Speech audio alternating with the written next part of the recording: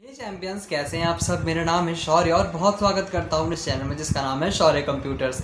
तो गाइस, आज मैं सिखाने वाला हूँ कि किस तरीके से एक्सेल पे हम एक सैलरी शीट रेडी कर सकते हैं।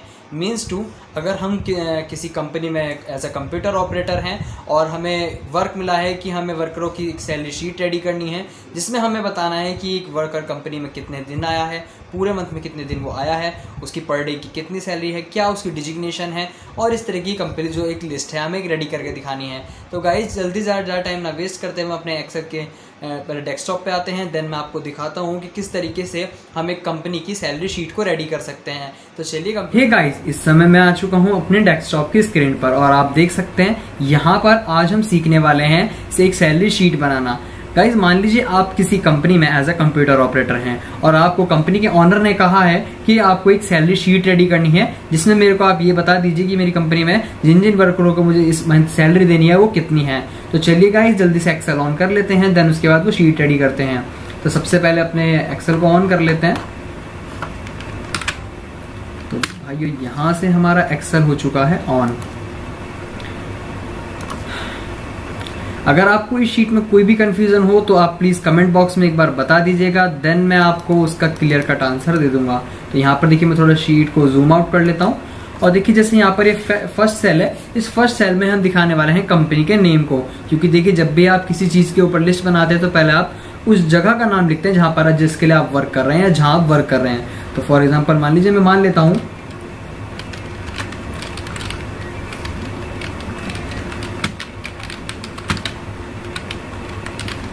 सूर्य प्राइवेट लिमिटेड कंपनी। तो गाइस, एक सूर्य प्राइवेट लिमिटेड कंपनी है, हम उसकी एक सैलरी शीट रेडी कर रहे हैं। और देन उसके बाद हम यहाँ पे टाइप करेंगे उस कंपनी का एड्रेस। देखिए, कंपनी के बाद कंपनी का एड्रेस सबसे ज्यादा इंपॉर्टेंट होता है, तो इसलिए यहाँ पर हम एक शॉर्ट में एड्रेस प्रिंट कर देते हैं।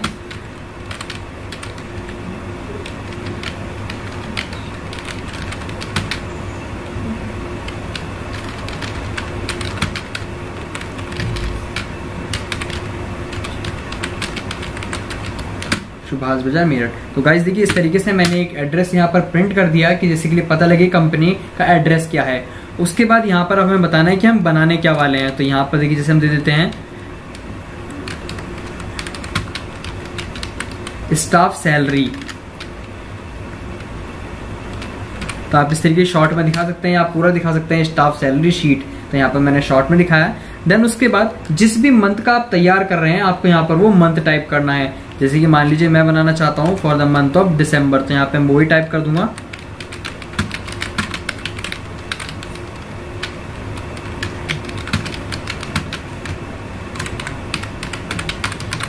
दिसंबर। देन जो भी ईयर चल रहा है वो ईयर टाइप कर देंगे। तो देखिए, इस तरीके से हमने छोटा सा यहाँ पर एक एड्रेस इसका रेडी कर लिया है।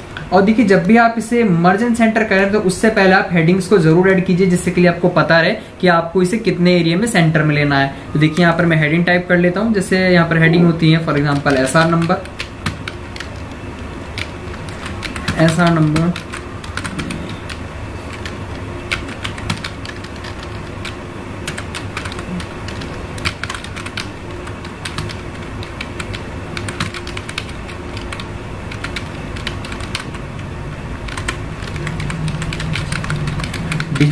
डिजिग्नेशन मिस होता है पद। गाइस, जो भी उसकी पोस्ट है। देन उसके बाद उसके वर्किंग डेज।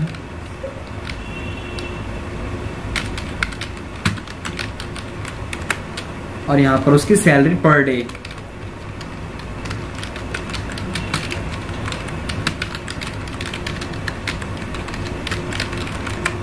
देन देखिए, कुछ ऐसे चार्जेस होते हैं, कोई डिडक्शंस होती हैं जो कंपनी अपनी तरफ से मतलब उनको डिडक्ट करती है, और कुछ प्रॉफिट है, कुछ ऐसे चार्जेस होते हैं जो हमें भविष्य में प्रॉफिट बन के भी मिलते हैं। तो यहाँ पर हम कुछ चार्जेस को भी इंक्लूड करेंगे जो कंपनी हमारी सैलरी में से डिडक्ट करती है। फॉर एग्जाम्पल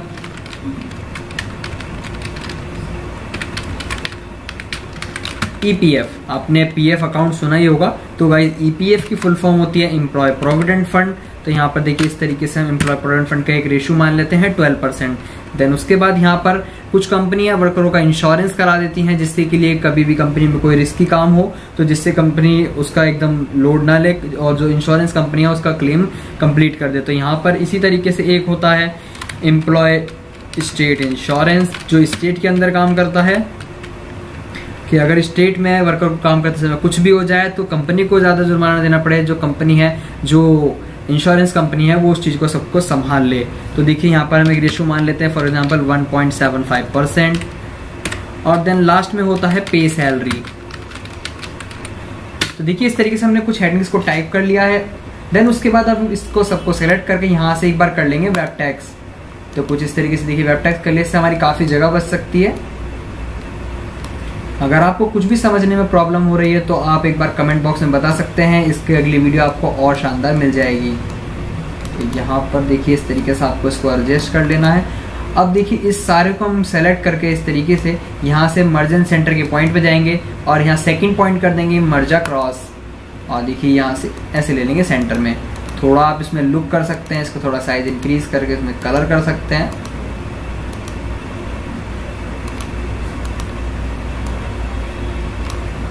जैसा आपका जी करे। तो देखिए इस तरीके से मैं इसमें कुछ लुक देता हूँ जिससे कि अजीब सा ना लगे देखने में जी। अब यहाँ पर आ जाएंगे, देखिए सीरियल नंबर टाइप करते हैं, जैसे 1 2, और यहाँ पर 1 और 2 को सिलेक्ट करके साइड में से ड्राउन कर देते हैं।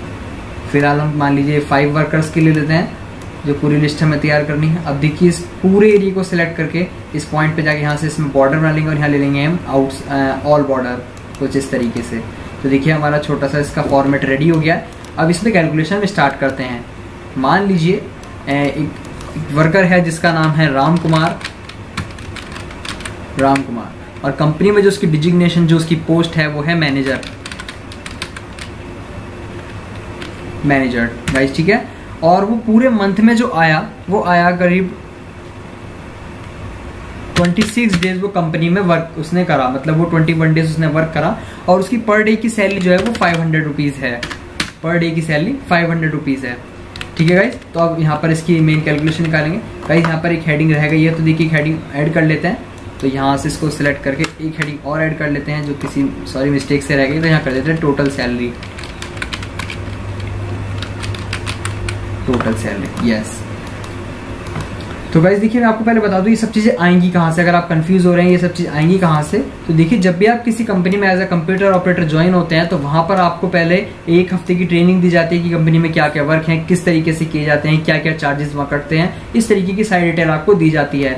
देन यहाँ पर जैसे आप ये एम्प्लॉयज़ नेम देख रहे हैं तो आप एम्प्लॉयज़ नेम कंपनी के रजिस्टर में से देख सकते हैं। डिजिग्नेशन भी कंपनी के उसी रजिस्टर में होती है। और वर्किंग डेज, जो वॉचमैन के पास एक रजिस्टर होता है जहां पर कंपनी में वर्कर एंट्री करते ही अपनी प्रेजेंट चढ़ाता है, उस प्रेजेंट को आप काउंट करके यहाँ से उनको ऐड कर सकते हैं, चाहे वो कितनी भी हो सकती है। देन यहाँ पर आते हैं, उसके बाद यहाँ पर हम टाइप कर देते हैं इनकी टोटल सैलरी। देखिए एक पर्सन था राम कुमार, कंपनी में वो मैनेजर है और वो पूरे मंथ 26 डेज आया और पर डे की सैलरी उसकी 500 रुपीज़ है। तो उसकी पूरे मंथ की सैलरी कितनी हो जाएगी, तो कैलकुलेट करने के लिए यहाँ पर इन दोनों की मल्टीप्लाई कर देंगे, इजिकल्स टू। तो देखिए यहाँ पर 26 जो लिखा है उस सेल की लोकेशन को देखेंगे, वो है D7। तो D7 इंटू E7, तो D7 की मल्टीप्लाई हम E7 से कर देंगे, देन आपके सामने आंसर आ जाएगा। तो यहाँ पर देखिए 13,000 रुपये वो पर मंथ के कमा रहा है। और यहाँ पर अब पूरे पैसे कभी नहीं मिलते सैलरी में, देखिए कुछ डिडक्शंस होती हैं, जिनमें सबसे पहली डिडक्शन जो होती है वो होती है हमारी EPF। EPF की फुल फॉर्म होती है एम्प्लॉय प्रोविडेंट फंड। तो कंपनी के वर्कर की सैलरी में से हर मंथ कुछ परसेंट ये चार्ज है ये डिडक्ट कर लिया जाता है। देन उसके बाद जब वो वर्कर रिटायर होता है या कंपनी को छोड़ता है तो वो इस पैसे को निकाल सकता है। और मैं आपको बता दूं कंपनी भी इसमें कुछ प्रॉफिट अपने ऐड करके देती है, कम से कम जो अप टू इसका 30% कंपनी अपनी तरफ से इसमें इंक्लूड करके देती है, जो हमें काफ़ी अच्छा प्रॉफिट बन के मिल जाता है। तो इसलिए EPF कटता है। गवर्नमेंट सेक्टर और प्राइवेट कंपनियां इसको मतलब काटती हैं, जो हमारी सैलरी में से डिडक्ट होता है। तो यहाँ पर देखिए निकाल लेते हैं इसको भी, इजिकल्स टू। तो देखिए जो भी चार्जेस होते हैं ना वो हमेशा टोटल अमाउंट पे निकलते हैं, जो टोटल सैलरी है या फिर टोटल अमाउंट है, टोटल सैलरी है, तो हमेशा जो भी चार्ज है हमें टोटल पे ही निकालना है। तो टोटल जो हमारा लिखा है वो लिखा है F7। तो F7 इंटू 12 और शिफ्ट के साथ परसेंटेज बना देंगे, देन एंटर। तो यहाँ पर 1560 रुपये उसकी सैलरी में से डिडक्ट हो जाएंगे, जो कि उसके PF अकाउंट में ट्रांसफर हो जाएंगे।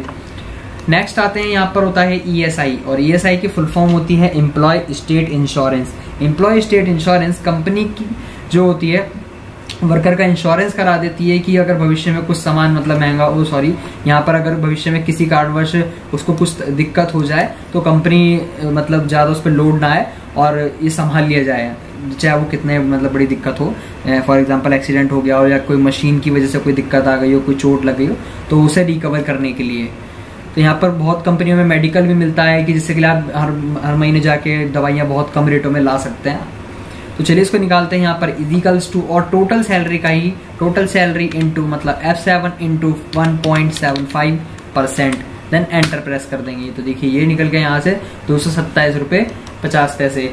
और अब यहाँ पर आते हैं पे सैलरी की, अब वर्कर को मिलना कितना है। तो गाइज यहाँ पर हम टोटल सैलरी में से इन दोनों डायरेक्शन को कर देंगे माइनस, और हमारा आंसर हमारे सामने। तो देखिए यहाँ पर लिखेंगे equals to F7 minus G7 minus H7 और हमारे सामने आंसर। चलिए दोबारा से एक बार करके देखते हैं। जैसे मान लीजिए बार मैं लिखता हूँ NARAYAN Narayan Jha. Suppose that Narayan Jha जो है वो कंपनी में एज अ है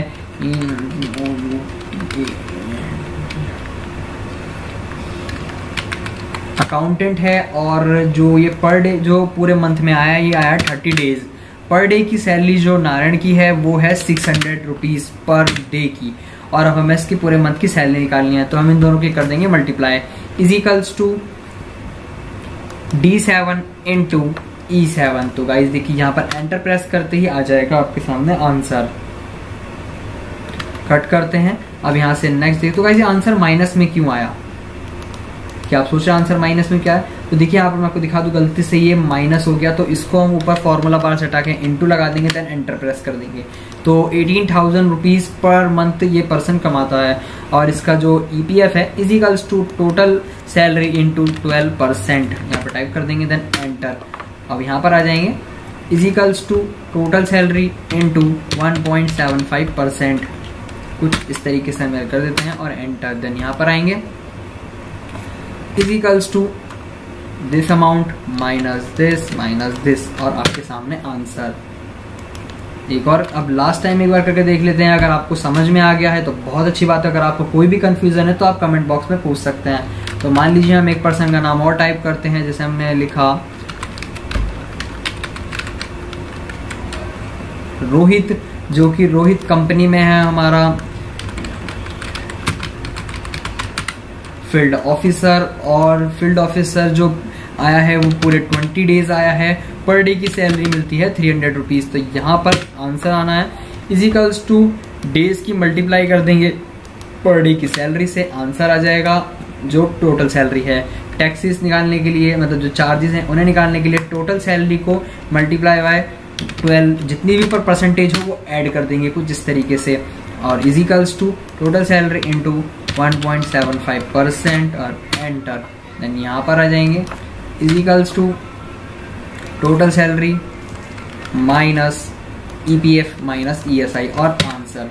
तो गाइस इस तरीके से आप किसी भी कंपनी की सैलरी शीट को रेडी कर सकते हैं। आपको ये बनाना कैसा लगा, और आपको अगर इस तरीके की कुछ भी चीज़ जाननी हो तो आप हमारे चैनल से जुड़ सकते हैं और इस तरीके की नॉलेज को कलेक्ट कर सकते हैं। धन्यवाद गाइस इस वीडियो को देखने के लिए।